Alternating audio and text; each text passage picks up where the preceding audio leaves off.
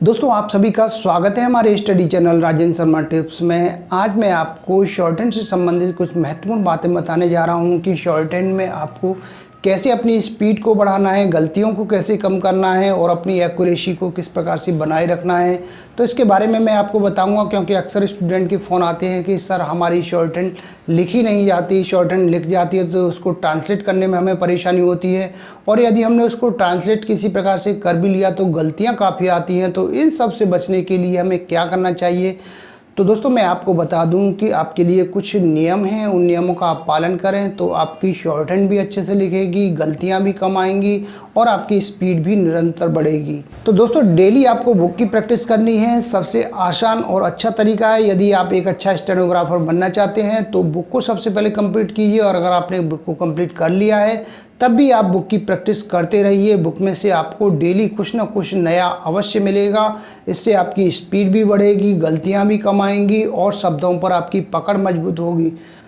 दोस्तों short hand लिखते समय आपके पास में दो अच्छी क्वालिटी की छिली हुई कच्ची पेंसिल होनी चाहिए। एक पेंसिल आपके हाथ में शॉर्ट हैंड लिखते समय होनी चाहिए और दूसरी पेंसिल आपकी टेबल पर रखी होनी चाहिए। दोस्तों अक्सर देखा गया है कि डिक्टेशन लिखते समय स्टूडेंट की पेंसिलें टूट जाती हैं। ऐसी स्थिति से बचने के लिए आपको बीच बीच में पेंसिल उठाने की भी प्रैक्टिस करते रहना चाहिए, जिससे कि आपको एग्ज़ाम में इस तरह की कोई परेशानी ना हो। अभी से आप प्रैक्टिस करते रहिए तो आगे आपको कहीं भी कोई दिक्कत नहीं होगी और आप आसानी से डिक्टेशन को पूरा लिख सकेंगे। दोस्तों डिक्टेशन लिखते समय आपको ऐसे स्थान का चयन करना है जो कि एकदम शांत और स्वच्छ हो। शोरगुल वाले स्थान पर कभी भी डिक्टेशन न लिखें। ऐसे स्थान पर डिक्टेशन लिखने से आपको डिक्टेशन लिखने में भी परेशानी होगी और उसको ट्रांसलेट करने में भी आपकी गलतियां काफ़ी आने की संभावना रहती हैं। दोस्तों शॉर्ट हैंड में स्पीड बढ़ाने का सबसे आसान तरीका है कि सबसे पहले आपको डिक्टेशन में दिए गए जितने भी कठिन शब्द हैं उनकी अच्छे से आप प्रैक्टिस करें। उसके बाद में आप डिक्टेशन को कम से कम 5 से 7 बार उसकी प्रैक्टिस करें, यानी कि उसको सीन करें। इसके बाद में आप डिक्टेशन को लिखें तो आपकी डिक्टेशन भी अच्छे से लिखेगी और उसको ट्रांसलेट करने में भी आपको कहीं कोई परेशानी नहीं आएगी। तो ये डिक्टेशन लिखने का सबसे आसान तरीका और स्पीड बढ़ाने का भी सबसे अच्छा उपाय है कि आप अपनी स्पीड को भी आसानी से बढ़ा सकते हैं और शब्दों पर भी अपनी पकड़ को मजबूत कर सकते हैं। क्योंकि अक्सर शुरुआत में जब आप डिक्टेशन लिखते हैं तो 20 से 25 शब्द आपकी पूरी डिक्टेशन को बेकार कर देते हैं, यानी कि आपको शब्द आते हैं लेकिन आपकी प्रैक्टिस न होने की वजह से आप उन शब्दों को लिख नहीं पाते और आपकी गलतियां भी काफ़ी आती हैं, डिक्टेशन छूट जाती है। तो ऐसी स्थिति से बचने के लिए आपको सबसे अधिक आउटलाइनें बनानी चाहिए, ज़्यादा से ज़्यादा आउटलाइनें बनानी चाहिए। जितना आप अधिक आउटलाइनों की प्रैक्टिस करेंगे उतना ही आपको शॉर्ट हैंड लिखने में भी आसानी होगी, गलतियां भी कम आएंगी और आपकी स्पीड भी निरंतर बढ़ेगी। दोस्तों यदि आप शॉर्ट हैंड को अच्छे से लिख लेते हैं, उसे ट्रांसलेट भी कर लेते हैं, लेकिन उसके बाद में भी आपकी गलतियां काफ़ी आती हैं, तो ऐसी स्थिति में आपको क्या करना है। तो इसके लिए सबसे आसान तरीका है कि आपको हिंदी ग्रामर की डेली प्रैक्टिस करनी है। यानी कि आपकी हिंदी कमज़ोर है, इसलिए आपको हिंदी ग्रामर की भी प्रैक्टिस करनी है।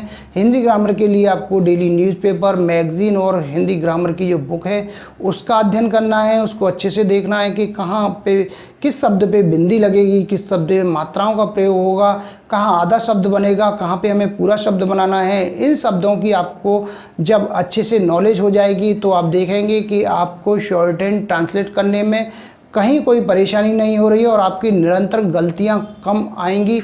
एक ऐसी स्थिति आएगी जब आपकी गलतियां ट्रांसलेट करने के बाद में ना के बराबर आएंगी। तो हिंदी शॉर्ट हैंड की स्पीड बढ़ाने का और गलतियां कम करने का ये भी सबसे अच्छा उपाय है।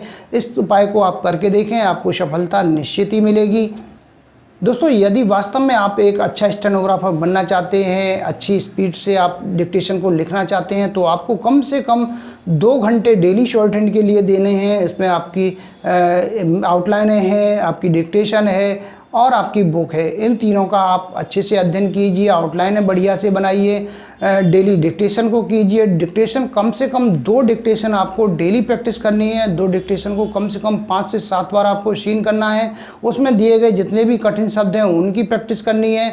इस प्रकार से आप डेली प्रैक्टिस करेंगे यदि शॉर्ट हैंड की एक निश्चित समय में, तो आपकी स्पीड भी बढ़ेगी और आपकी गलतियां भी कम आएंगी। इस प्रकार आप एक अच्छे स्टेनोग्राफर बन जाएंगे। तो दोस्तों अब मैं समझता हूँ आपने अच्छे से समझ लिया होगा कि कैसे आपको अपनी स्पीड बढ़ानी है, किन किन नियमों का पालन करना है, जिससे कि आप एक अच्छे स्टेनोग्राफर बन जाएं।